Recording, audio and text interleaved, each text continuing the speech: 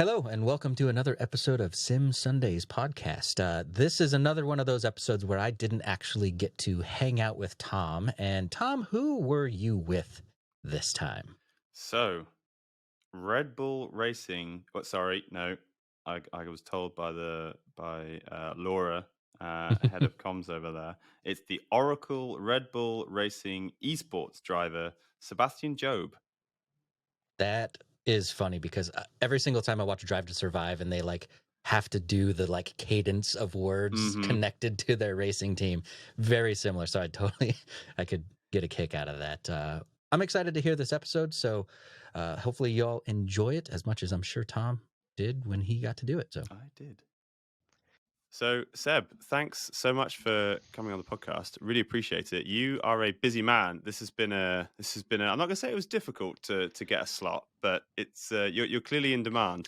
Yeah, it's been a very busy few weeks. Much even more busy than normal, to be honest, because I was doing 3 competitions, and I'm doing 2, but they're on 2 different games, so it's been very demanding practice-wise, having to swap between them a lot.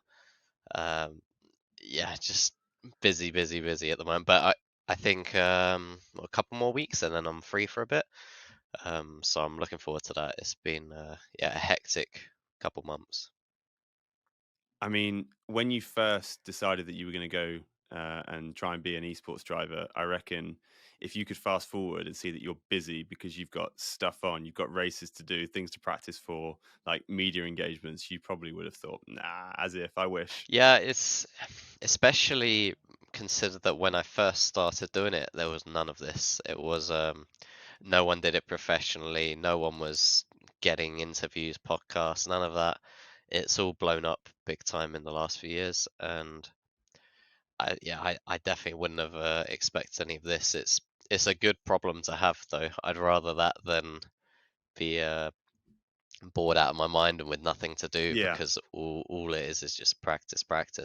So it's good to mix it up. Well, I was looking at your timeline. So you're 23 years old now, and you started iRacing when you were 15. So you've kind of joined at exactly the right point on the curve, right? So as you say, when you first started 2015, iRacing perhaps wasn't the big name that it is now. Sim racing certainly wasn't anywhere near as big as it is now. So you've kind of seen both sides of it. You've seen what it was like before. You were kind of part of the hardcore group, and now here you are dressed up in Red Bull merch, which is pretty nuts. But tell us about the early days. Tell us about like 2015. What did your racing look Yeah, like? it was actually 2013 I started, but I think it probably appears as 2015 because I didn't really win anything until then. But I actually joined in Nice. I like that. 2013. Um, Basically, there was a thing on iRacing saying there was an age limit and you had to turn 13. And so on my 13th birthday, I signed up.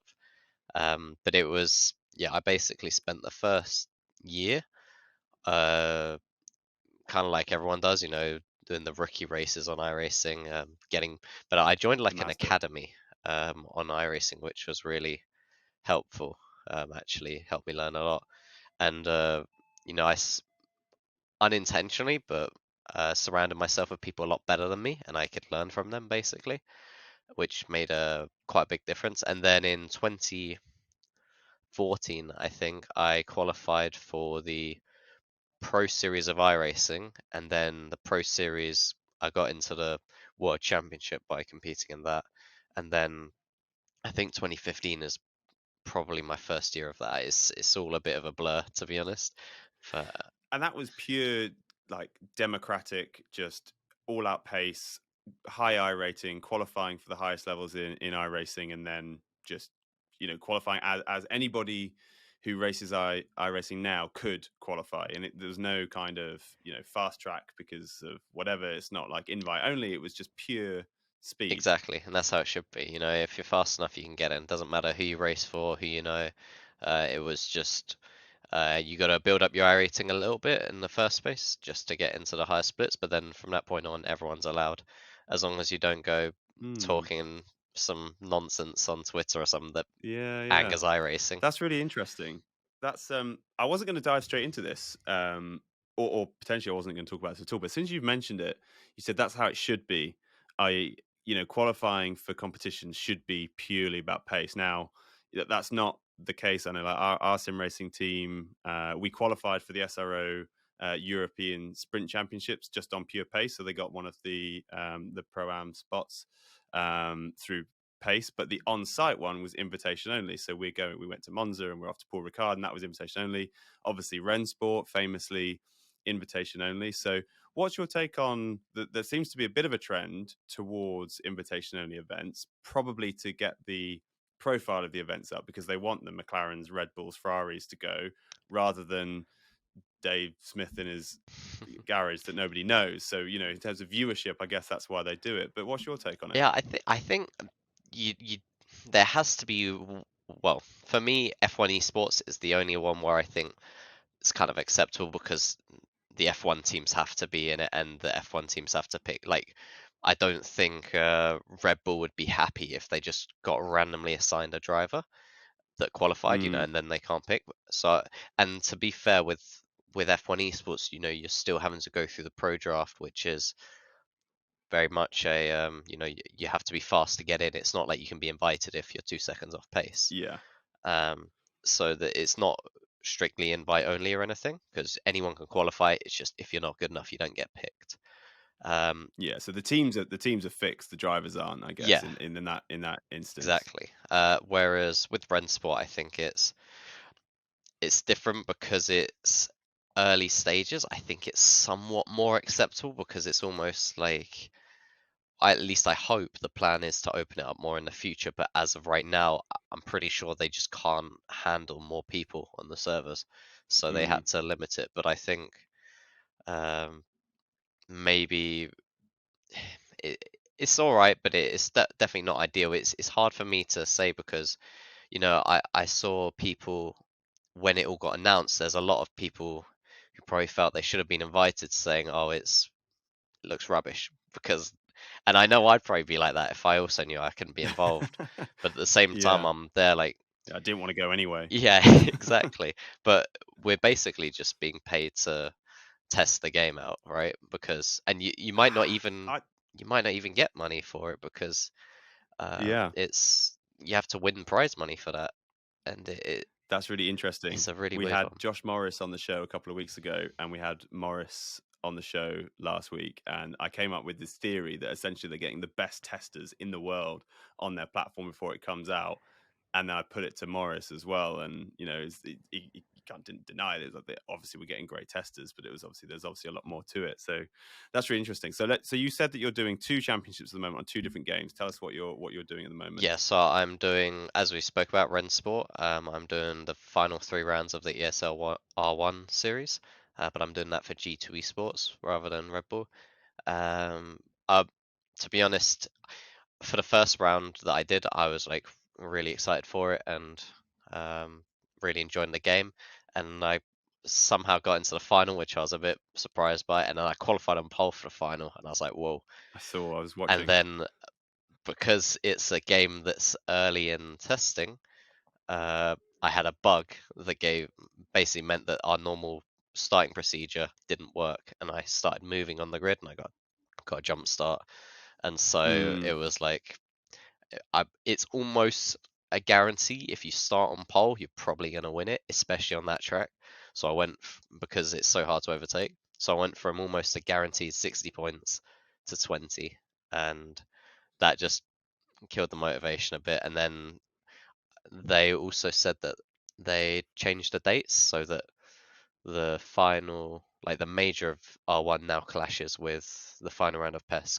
So I knew, which leads me on to my other competition, which is Porsche Esports Super Cup.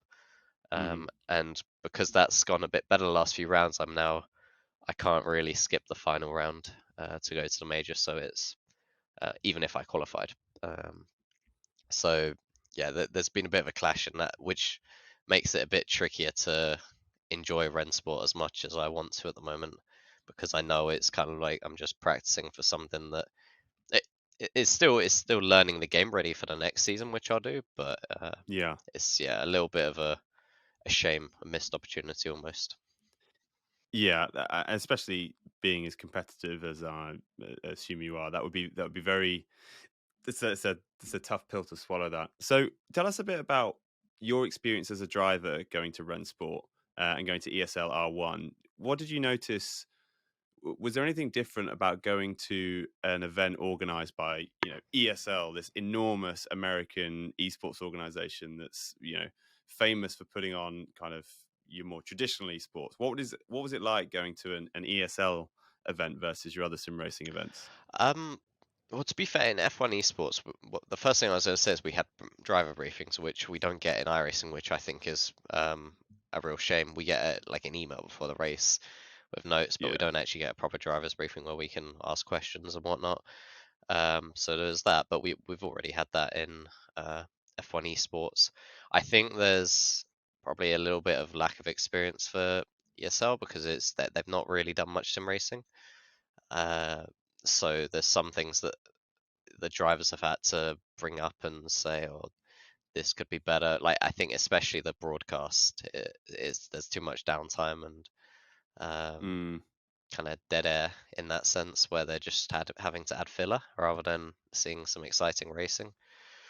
Luke Crane and Gamer Muscle did I thought they put in a stellar effort to fill that time. Yeah, It was almost entertaining. Having met them both before, they're obviously both big characters. So watching them trying to fill this time and watching Gamer Muscle do is kind of like hot lap demonstration around the track yeah, was really entertaining. But I think that's like maybe me watching it, like perhaps enjoying the spectacle. I enjoyed it, but if you were there to watch pure yeah. sports, I see exactly what you Well, mean. to be fair, I thought the first what was it? First two rounds that they didn't land. I thought they were a lot better than the online ones. I actually enjoyed watching the LAN rounds. I Mm. definitely think it could have been improved still slightly, but since they've gone to online, it's definitely the quality's gone down. I don't know why they got rid of Luke because I thought he was really, really good.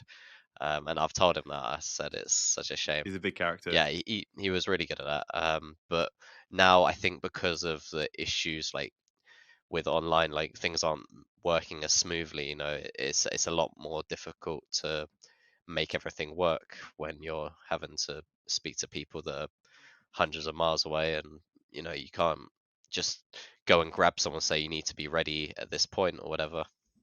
I think it's just gotten a little bit worse because of that, so I'm hoping that when they go to the major it will be a lot better again. And I also think it's just way better for competitions if you have cameras on people in person. You can Yeah. start to see their personality more. It just looks crap if they're like in the corner of their bedroom or something. Like it just doesn't look as good. So Yeah. I'm looking forward to that. I'm just a bit disappointed that I won't be there. Yeah. So I'm conscious that I think the last 3 episodes that we've had of this podcast, we've basically focused on Rensport. So let's put Rensport to one side. I'm really interested in your iRacing career today because you seem to have found a specialism in Porsche. You seem to be racing Porsches seems to be your thing. In fact, I'm sure when I think it was Mike Yao who was like, you should speak to. So Mike Yao, who does Simply Racing, Milton Keynes, and he does all the broadcasting for SRO and does a lot of broadcasting for esports. He was like, you speak to Seb Job, and I was like, I'm sure. Is he the Porsche driver? And I think I thought that because you race Porsches so much. So what's the affinity to Porsche? Honestly, it's just where the money is. Like, if I'm being completely Right. honest with you, I like your it's the World honesty. Championship. That's where the money in iRacing is. That's the biggest competition. I have to make a living, and I also, honestly, I think more importantly than the money is the fact that it's the best drivers, and I Mm, I want to be the world champion, and I achieved that in 2020, and that was like the biggest moment of my yeah. sim racing career, and I've been trying to replicate it, but some tough seasons have got in the way. But it's if they suddenly went, oh, okay, next year we're racing an F1 car, I'd be racing that. I have no reason to be racing Porsche. It's just that that's been the sponsor of the series for the last 5 years. So it just Interesting. happened to be like that. Before that, I was racing the McLaren F1 car in the iRacing World Championship, and then before that, it was the Williams F1 car. So it's just Yeah. whatever car that they say. And then there was a VCO competition a couple years back in F3 that I raced. I raced Kias back in 2015. I did a lot of skip bar when I first started. I don't mind Nice. I love the driving. skip barber. Yeah, I love it as well. It's great. I'd love to see a world championship in that because I think the racing would be amazing. But Yeah, it I would. will race anything. It's just wherever the biggest competition is, that's where I want to be. That's why I went and did F1 Esports as well, because it's the best and I want to be the best. So tell us about your F1 esports experience then, because I think, as much as if you're a sim racer, the iRacing platform is up there as one of the best racing platforms alongside perhaps R Factor 2 and now ACC. But there's something about F1 esports being attached to F1 rather than the game itself, which elevates it in terms of the level that you're then operating on and the experience of the whole thing. So tell us what it was like racing in F1 esports and being part of, like, genuinely being part of F1. Yeah, it is a very different thing, and I think that was part of the pull of what made me want to go and do it as well, because like I said, it's the biggest competition, but also you can just tell every F1 team kind of cares more about F1 esports than the other competitions. Not they don't care about the other competitions, but you can Mm, tell this is like the big one for them. yeah, And I wanted to be a part of that. I wanted to be able to help out with that and kind of maximize the use of, like, we had uh, engineer or strategists from Red Bull helping out with us during the season, making um, loads of mm, data that we can look at to decide our strategies. We had um, all the drivers going to Milton Keynes to race from there and boot camp for weeks. It's just yeah, it yeah. was a very cool thing to be a part of, and I didn't want to miss out on that. But the thing is, I joined F1 Esports because I wanted to go to LAN, and then I joined for the 2 seasons they did it online. And I hear that I don't think it's confirmed yet, but I hear rumors that it's going back to LAN this year, and I'm not sure if I'm going to be doing it this year. So it's like worst timing ever in that sense.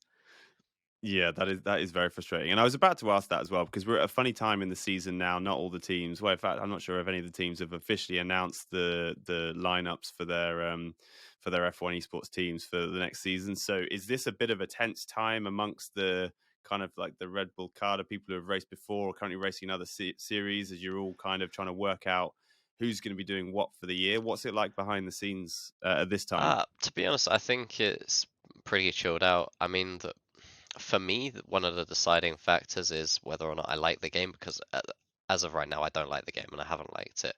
Yeah, And the beta came out, and I heard good things saying that the feel of the car was a lot better. So I need to try it myself. When, that's exciting. yeah, I really hope it's not going to be changed if that is the case.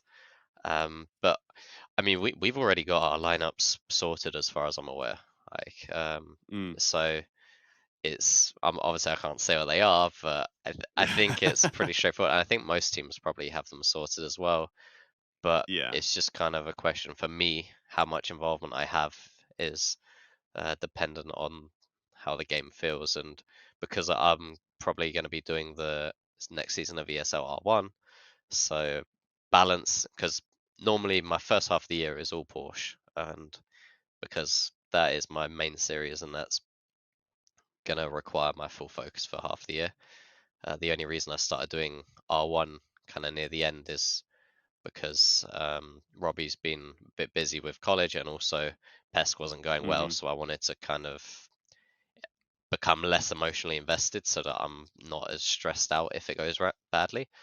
Um, so yeah, I'm planning to do the second season of that, which means that it will be in the second half of the year, which is when F1 is. So it's kind of, I need to see how I like the game, and if I like the game, it will be because I'm fast. It could drive amazingly, but if I'm slow, I won't enjoy the Mm. game. So, and that's one of the issues I have with the F1 game is, even though I think the feeling of it is really bad, the main issue is I'm not as fast as I am on other games. So, and I just can't figure it out because I can't feel the car, and I'm having to um, do some very weird analysis of driving that doesn't make sense, and Yeah. figure out tricks within the game. It's just rubbish stuff. So I hope that the next F1 game will be a bit more intuitive, basically. I think you're speaking for everyone there. Yeah.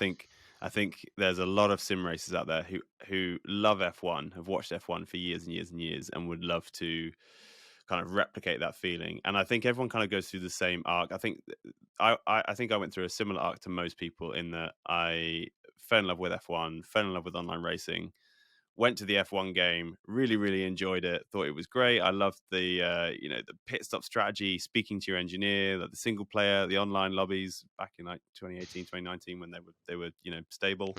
And I would have a lot of fun, and then you try something like iRacing and you'd be like, oh, okay, this is what sim racing should. Now Yeah. I'm getting the car is now speaking to me through my wheel and my. But this is a whole new sensation. And then maybe you try a set of Corsa and you're like, oh, okay, this is this is nuts. This Yeah. is such a different experience, and I feel like I'm engaging a lot more with the game because I'm getting a lot more information sent back to me. And then you go back to F1 because you just want to have a bit of fun again, and You you're like, can't feel it. oh, I can't go back. Yeah, I don't think it's a coincidence that the people who have they don't win the championship, but the people that have the best raw pace in F1 are the people that just don't drive other games. They just play F1 all year Mm, round because it's not um it, you're just basically building muscle memory of what's fast. You're not feeling the car really. You're just basically doing the same thing over and over until you can't do wrong basically.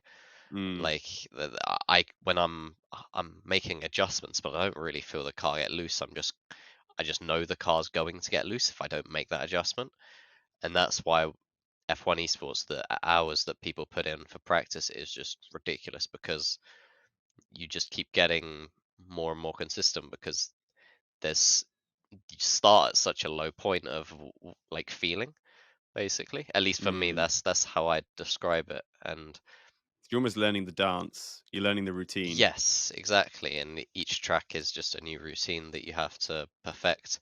But it takes me like a lot longer to learn a new track on F1 than it would on any other game, basically. Oh, that's really interesting. Yeah. Just because I can't feel what the car should be doing, really.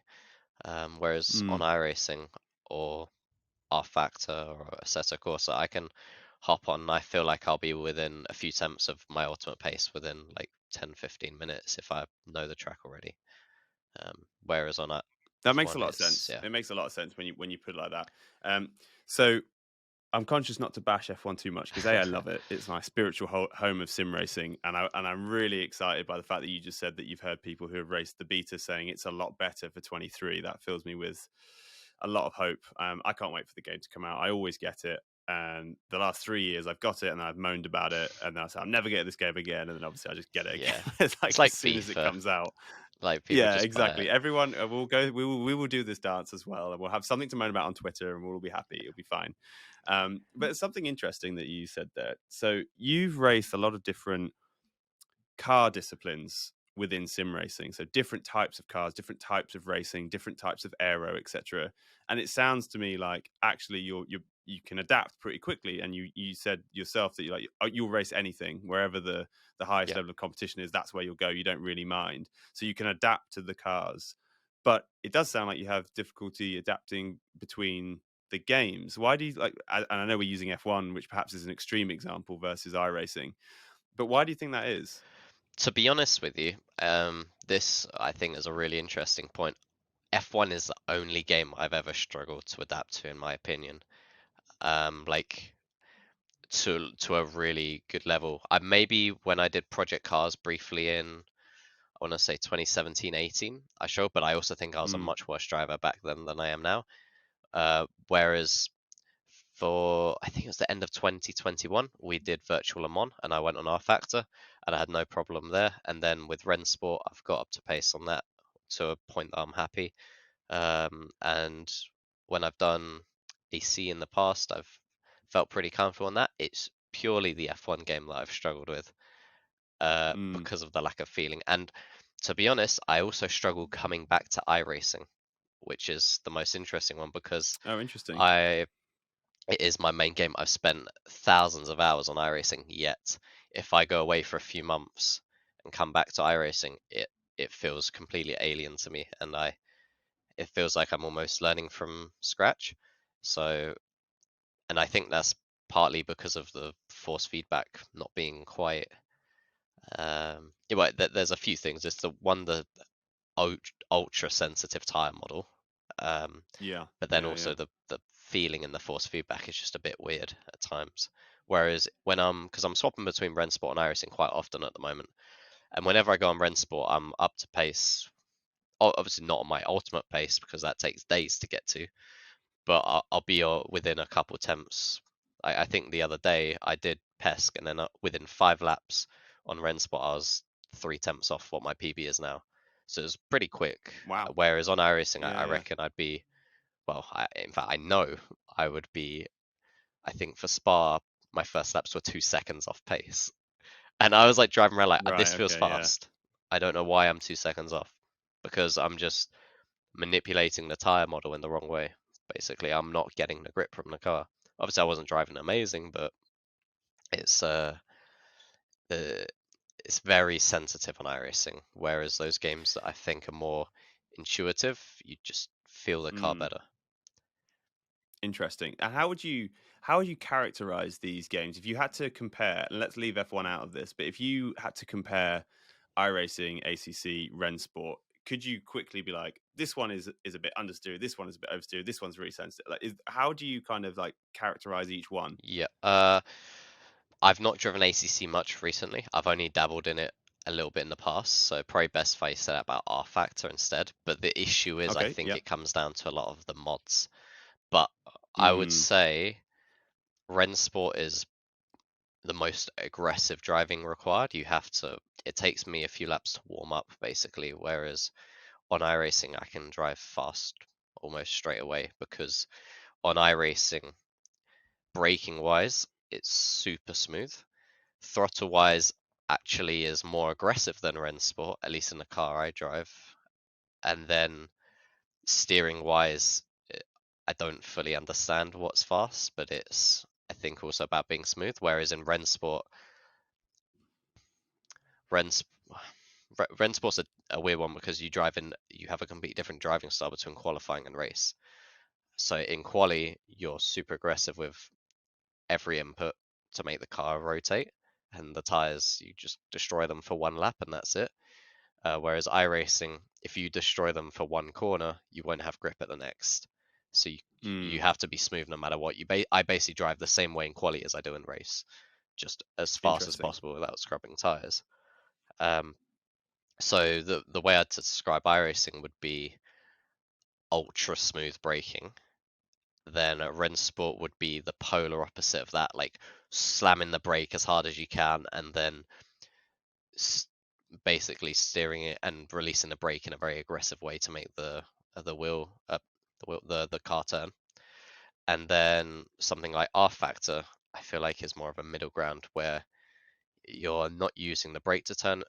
From my experience of like driving GT3 on that, it's like you're more using the steering to turn, whereas in Rensport, I think it's more the brake to turn, which sounds really weird. That's But It's fascinating, isn't it? Because essentially sim racing has this like additional, well, it has two different artificial layers. So you have your track, which is obviously has variables depending on the marbles, the temperature of the track, etc., weather conditions.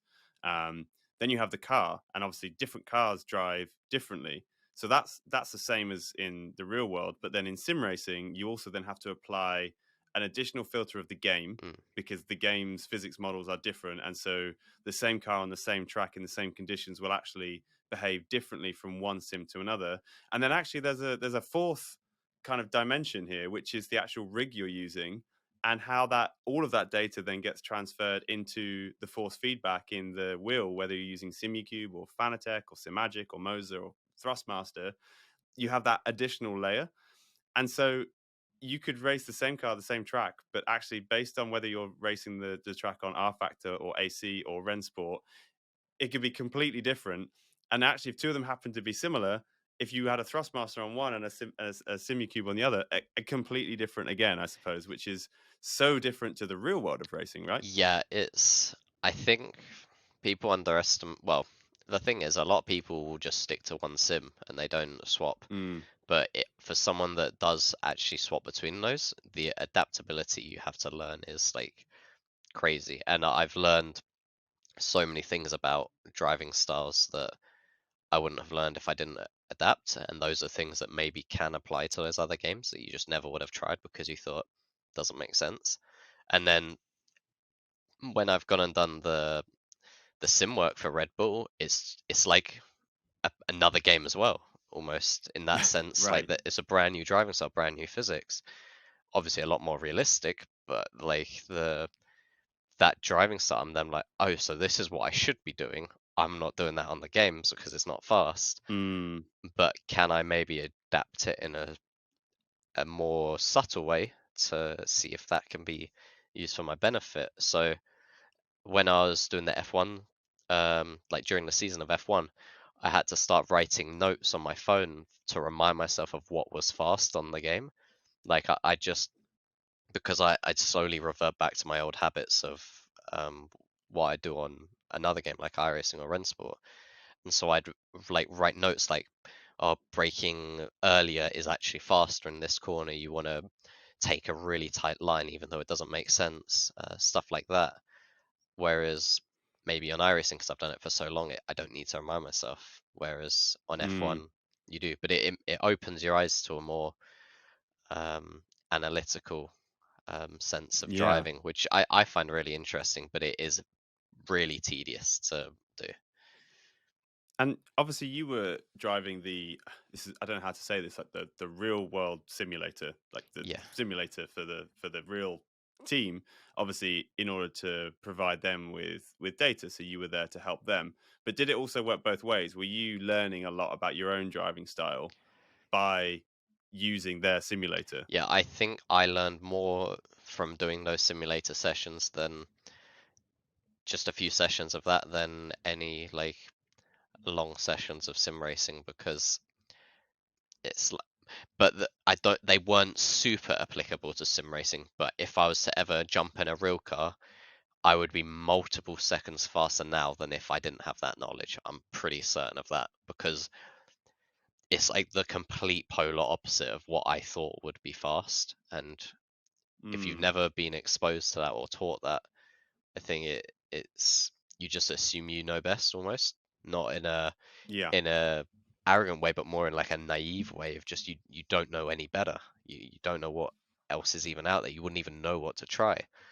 Um, so opening your eyes to what just ideas of something else to try is quite helpful in that way. And I think that has helped in some ways in sim racing, even if it's just a more productive way of practicing, like more efficient and methodical.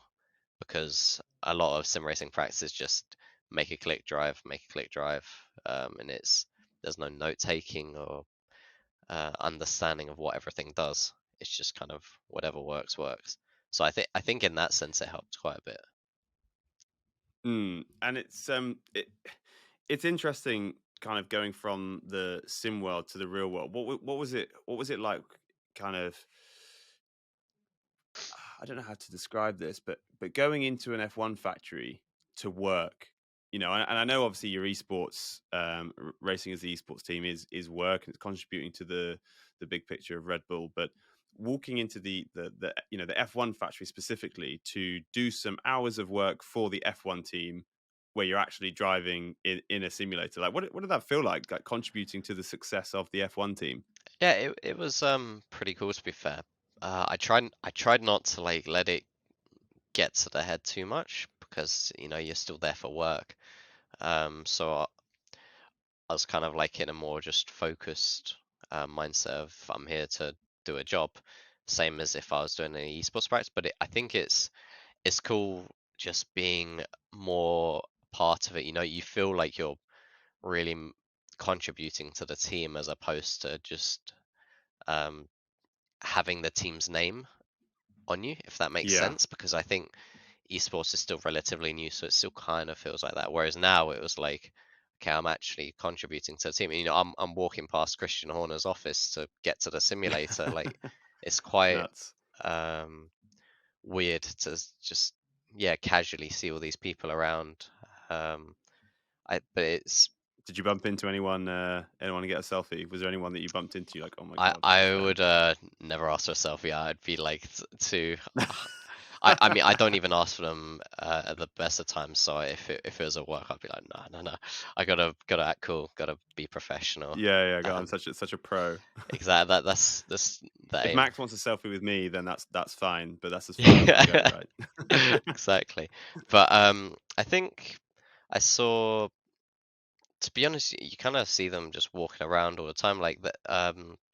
We were having lunch and we saw Nick DeVries, like 2 tables there. I was sat in reception and Pierre walked through. Obviously, he's not there anymore, but Yeah, um, I saw Max very when I cool. was getting an Uber back to the train station, I think, once. Like, you just kind of happen to see them and it just becomes part of it. And like I said, I walk past Christian's office most times. So, yeah, it just becomes quite normal in that sense. So be honest, were you a Red Bull Formula One fan before this all happened? I'm not a fan of any team really or any driver. Oh People don't wow. believe me, but I genuinely just want good racing, like close racing, because But you are a Formula One fan, but just not necessarily of a particular team? I'd call myself more of a motorsport fan. I find Okay, sometimes interesting. F1 can be too uh, processional, I think is the word. Like, Mm, uh, yeah. I I think it's got better. Like was it the 2021 season? Year before Yeah, last. that was Yeah, great. I loved the that. Lewis versus Max season was Yeah, epic. that I actually actively wanted to watch every race. You know, I really enjoyed that. But last year's has been kind of dull, so I've not, and that's been Red Bull winning. You know, I should be enjoying that. But Yeah, yeah, and it yeah. was nice to have. They weren't challenged. No, exactly. I think Max would say the same. I'd much rather win a close race than a boring like 50 seconds up the road race. But it was nice Mm, to have my part in helping with that. But I'd also I think just also for the sake of the sport, I think it better if it's more exciting because I watch a lot of football and I'll be honest, I love watching football more than I enjoy watching motorsport because there's more action. Like it's just there's guaranteed to be more action basically, unless you're very unlucky and it's a 0-0 draw or something. But I think that yeah. motorsport has some areas that it could be improved on to make more exciting compared to other sports. Yeah. So I completely agree. I think I think yeah, there's a phrase I use all the time, which is like the most sim racing's blessing and its curse is the fact that it's so close to motorsport in the sense it's fun to do, but it's not so much fun to watch because it's almost motorsport. And actually, a lot of the best races that I've seen haven't been Formula One races or even like GT3 races. It's been like British touring yeah, cars or like club racing or like caterhams and absolutely. that sort of racing is so much fun. I was fortunate enough to do a season myself in Enduro car, which is like the 4KA endurance series, which was just bumper to bumper Mm, for like 6 hours, I can like imagine. so much. And you'd three wide into corners every other lap. Like you just don't get that in Formula One. But It was like that. with Sorry, it was like that in Formula Ford when I did that. It's so well, that was my so. segue. Seb, come on, man. I'm a professional here. Sorry. So 2018, you had your season in Formula Ford. Tell us about it. Yeah, I mean, to be fair, I think I kind of got into that too early. Like I said, if I jumped into a real car now, I think I'd be so much better because I didn't have the knowledge of how to drive Mm, fast and I didn't quite get what I was meant to do. So, but it was still an amazing year. I did learn a lot, and I think it made me grow quite a lot as a person as well because it was kind of exposing myself to different side of the world. But it was very tricky to kind of get used to that, and also because a Formula Ford has a H-pan gearbox, it's mm. it's like and it's on the right hand side, so it's a bit different to driving a road car. Learning to heel toe downshift, all that made it very difficult. So it was quite a almost like a humbling year in that sense because I went from winning a sim racing competition to getting beaten in Formula Ford. But towards the end of the year, the pace started getting a lot better. Was getting closer to the front people, but then that was it. The season ended and no money to continue. So it was a bit of a shame, but it gave me that taste of what is so great about the real world of motorsport. But like you say, it's better to do than to watch in a lot of cases. And I think that's somewhere where sim racing doesn't have to follow the real world. Like, I don't know why we have dirty air. Like, just doesn't make sense to me. I don't know why we model it. Yeah, why simulate the biggest factor that leads to a boring Yeah, race, right? exactly. Especially in F1. Yeah. Yeah. So have you made any attempts to try and go back and do any kind of real world racing, or are there any ambitions to try and do any in the future? Yeah, I mean, my whole reason I originally got into sim racing was basically to try and do a competition that got me into real world motorsport. So I achieved that in 2018 and then can really continue. I did World's Fastest Gamer in 2019, I think it was. And I unfortunately didn't win that. That would have got me a year of, I think it was GT3 racing. Mm, But I've tried a little bit since, but it's really, really hard to have the time for it because you spend all that time practicing and then it's a lot of effort to do all that practice and then start thinking about trying to get sponsorship for real life racing. So it's definitely the aim, but also it's really hard to manage everything because that is what I want to do. I'd not necessarily, I wouldn't say I'd drop everything for it, but because I still want to do sim racing alongside it, but it certainly would be the priority if I had the choice. mm.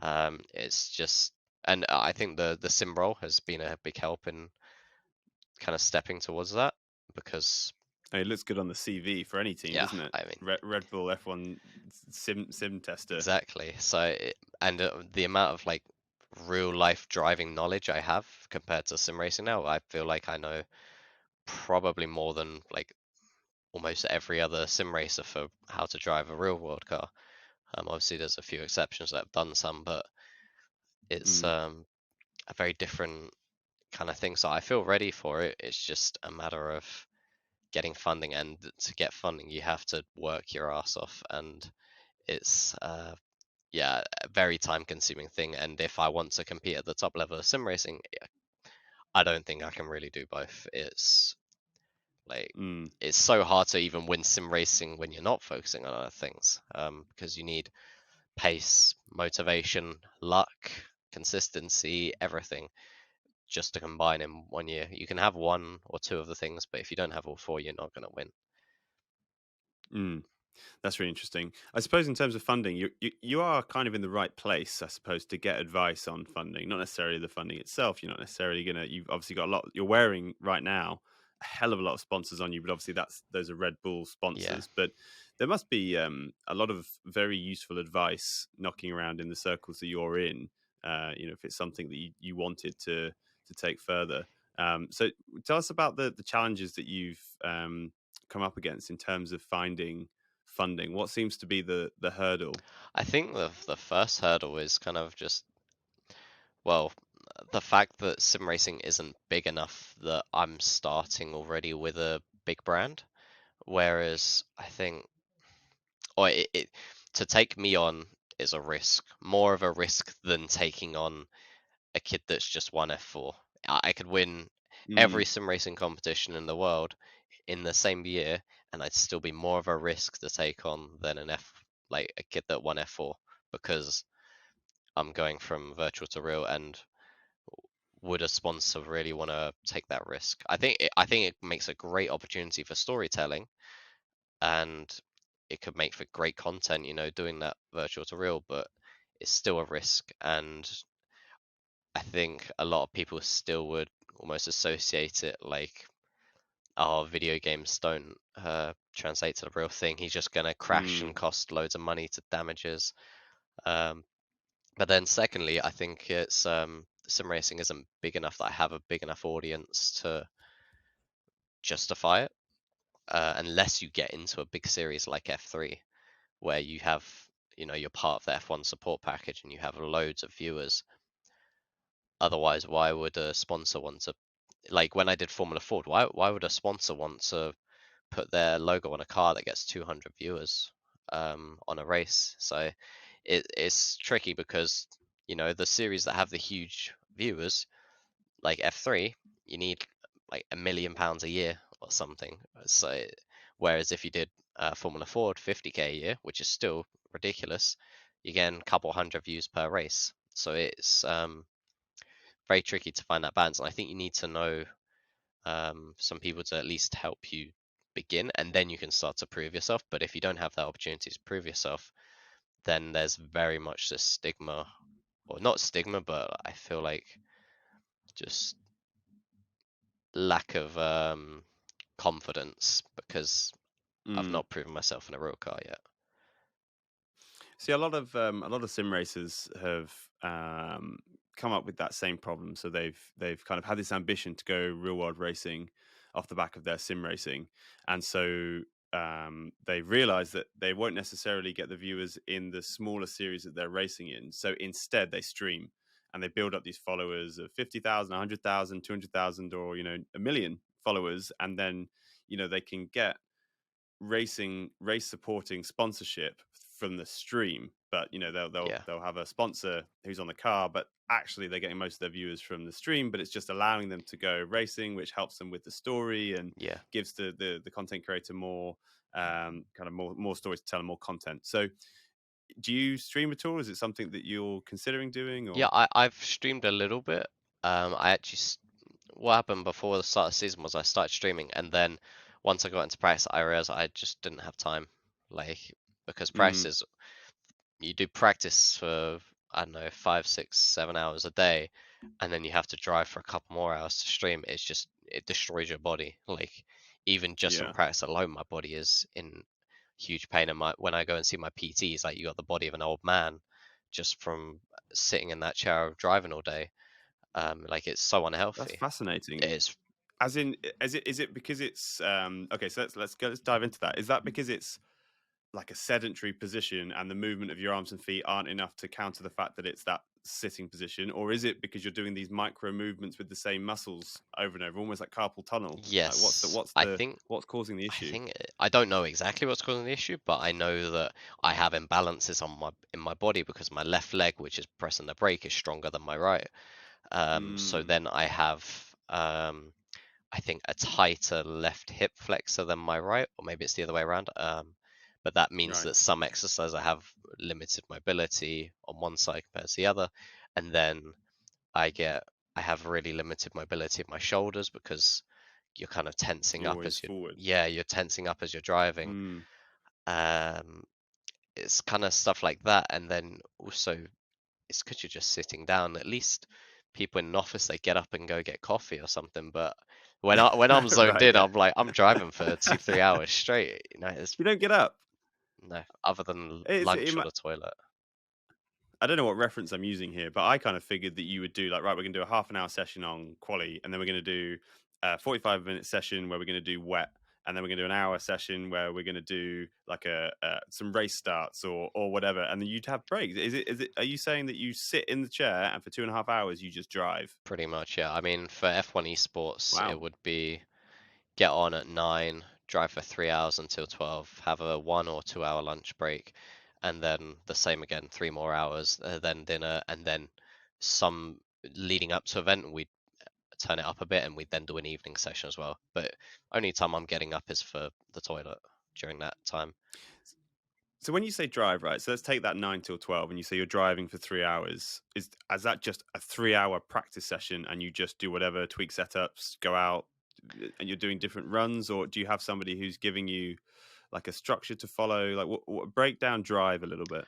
To be honest, it depends on the game. So on Rensport at the moment, we have this ability to make a session where your tires reset as you cross the line every lap, and it can turn into basically, like if you did world record hunting on like an F1 game where it's just same thing over and over.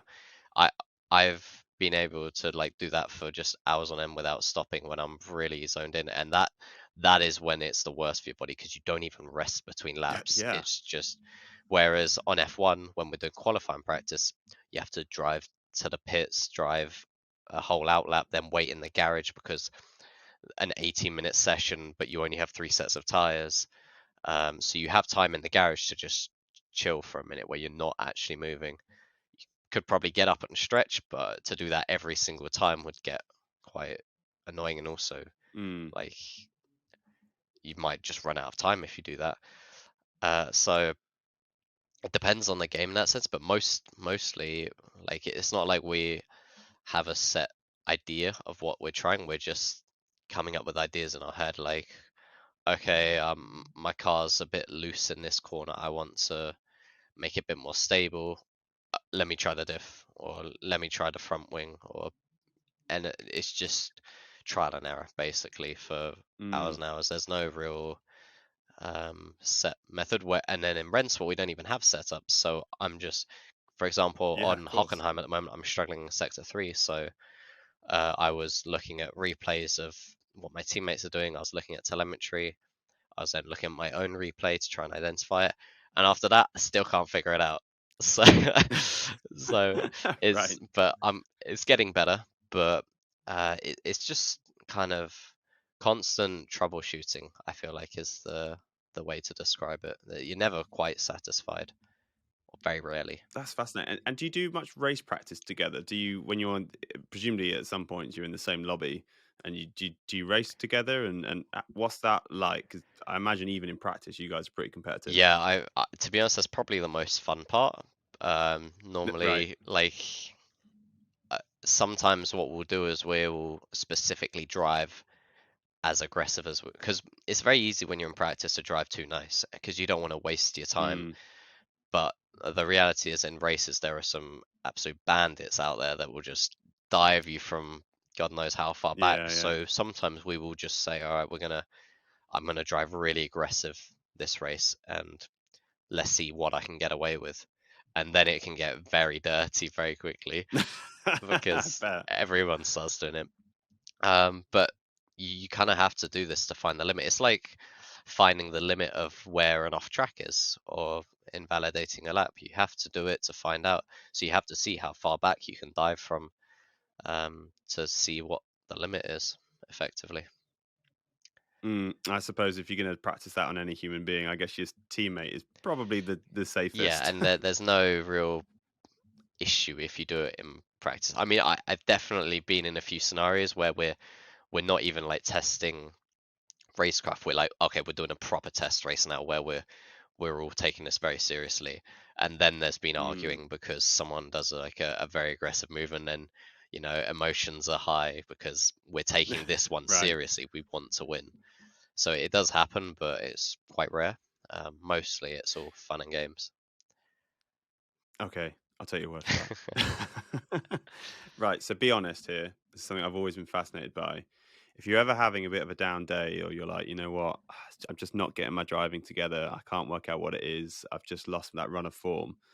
Do you ever just go into a public lobby and just absolutely annihilate everyone just for a bit of an ego boost before you then head back into training? Like, have you, like, how much like public lobby stuff do you do, like, just for the crack? I'll be honest, I never, ever, ever join public lobbies. It's kind of like it's kind of sad that I don't do it. I think I probably did my first public lobby race in over a year when the Formula Ford came out in week 13 of iRacing.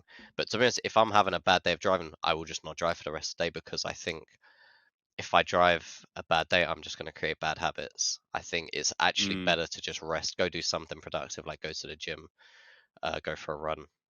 I don't want to drive when I'm driving badly because I will just make bad habits, get really frustrated, maybe break something because I get so frustrated. And does that happen? occasionally, I'm not the worst for it though. I've had some big rages in my team, but it's just not productive. And that's, I think, the key. You want everything to be as productive as possible. Yeah, well, that sounds like a very sensible measured approach. Seb, thank you very much for your time. I know you've got to get off. You've got more practice to do, etc. So thank you for giving us your time and your insights into what it's like being a Red Bull Racing esports driver. It's been absolutely fascinating. If people listening want to follow you or just follow your journey, give us your Twitch, Twitter, Facebook, Instagram. What do you use? Yeah, I think it's just I actually changed my Twitter recently. It's at Sebastian Job, Job, spelled like job, _ I want to say, and it's the same on Instagram. That I mostly use Twitter though, to be honest. No point following me elsewhere. Maybe Twitch, but it's rare that I stream at the moment. But that would just be twitch.tv/Sebastian Job. Yeah, I think that's everything. But yeah, it's been a pleasure. So thank you for having me on. Thank you very much. Really appreciate it. And good luck with any and all of the racing that you do for the rest of the year. Thank you. Cheers. Thank you. Okay, guys, welcome back. And Tom, could you imagine training in blocks like that? Just the massive amount of time that he's committing to just lapping and lapping and lapping. My arms would go to jelly. Yeah, it's kind of nuts. Like 3 or 4 hours from like 9 till like lunchtime, just solidly lapping is pretty nuts. But I mean, it comes at a price, right? So he was saying all about how like he has to go to the physio quite often because he's so tense in his shoulders and he's got one leg stronger than the other, and it's kind of putting like his like, body out of really alignment. Like that's a big price to pay. But you know, he's a champion of the Porsche series, and he's F1 Esports, and now he's doing Rennsport ESL R1. So you know, it's the price of all that practice. But it was also interesting hearing what he had to say about the new F1 game and the old F1 games. I think it's safe to say he wasn't a huge fan of the old F1 game. He wasn't too happy with the feedback that he was getting or wasn't getting from the old game. But exciting to hear that he's hearing from his fellow drivers that the new game feels much, much better. And this could be a huge step up for the F1 franchise. I am excited for that. Yeah, every single time I hear anyone talk about the new game or just, you know, the excitement train is running at full steam right now. And I do this every year where I'm like, am I going to get the new game or am I going to wait and see? Right. And it's making it harder and harder and harder to just hold off that credit card charge on Steam. I am doing it. I've never heard the drivers talk so much about the handling and how it feels so much better. You know, last time we didn't really hear about improvements. We just heard some niggles that some of the drivers had about like the interface or the various like campaign modes or the buggy lobbies, etc. But it's all positive at the moment. So I think I'm going to get it. Well, I'm super excited about it. And if you get it, it'll probably entice me to get it. But if anyone else out there does end up getting F1 2023, we're going to be having F1 2023 leagues all over Grid Finder. So if you're looking for something to join, go ahead. And we haven't added it yet, but we will be adding it very soon once we get all the confirmation and the details. But you can find an F1 22 league to kind of get going right now if you want.